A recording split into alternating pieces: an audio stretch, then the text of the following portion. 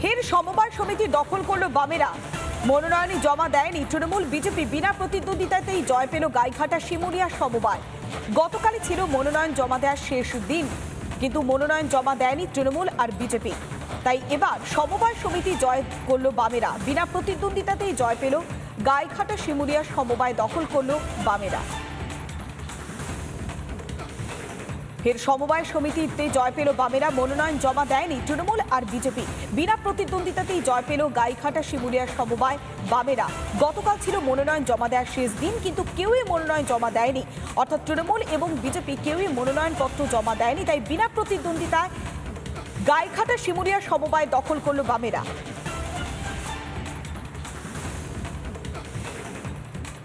এই বিষয়ে তৃণমূল এবং বিজেপির কি প্রতিক্রিয়া শোনাবো।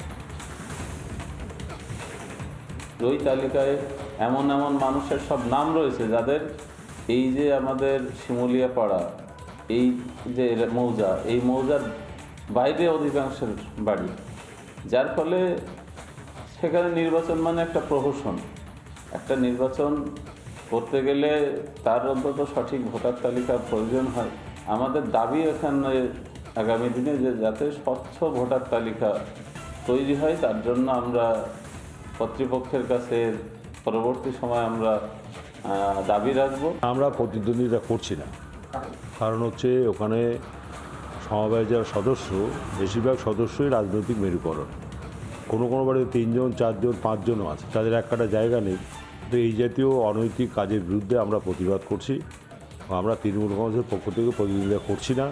যদি কখনো সংস্কার হয়, মেম্বারশিপ রিভিউ হয়, সেই সময়তে নির্বাচন করব।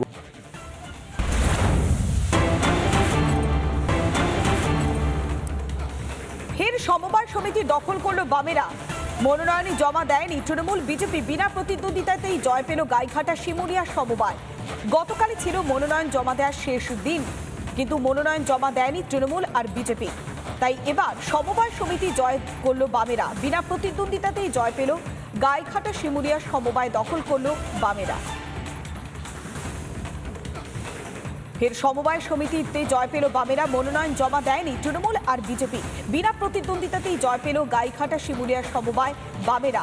গতকাল ছিল মনোনয়ন জমা দেওয়ার শেষ দিন, কিন্তু কেউই মনোনয়ন জমা দেয়নি, অর্থাৎ তৃণমূল এবং বিজেপি কেউই মনোনয়নপত্র জমা দেয়নি। তাই বিনা প্রতিদ্বন্দ্বিতায় গাইঘাটা শিমুলিয়ার সমবায় দখল করল বামেরা।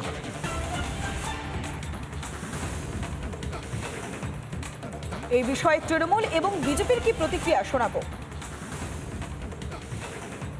ওই তালিকায় এমন এমন মানুষের সব নাম রয়েছে যাদের এই যে আমাদের শিমুলিয়া পাড়া, এই যে মৌজা, এই মৌজার বাইরে অধিকাংশের বাড়ি, যার ফলে সেখানে নির্বাচন মানে একটা প্রহসন।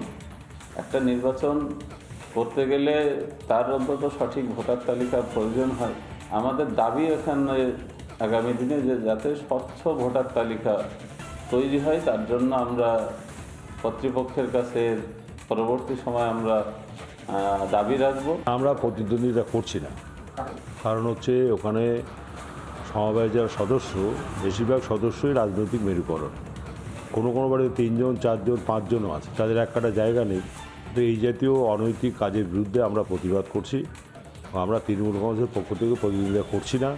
যদি কখনো সংস্কার হয়, মেম্বারশিপ রিভিউ হয়, সেই সময়তে নির্বাচন করব।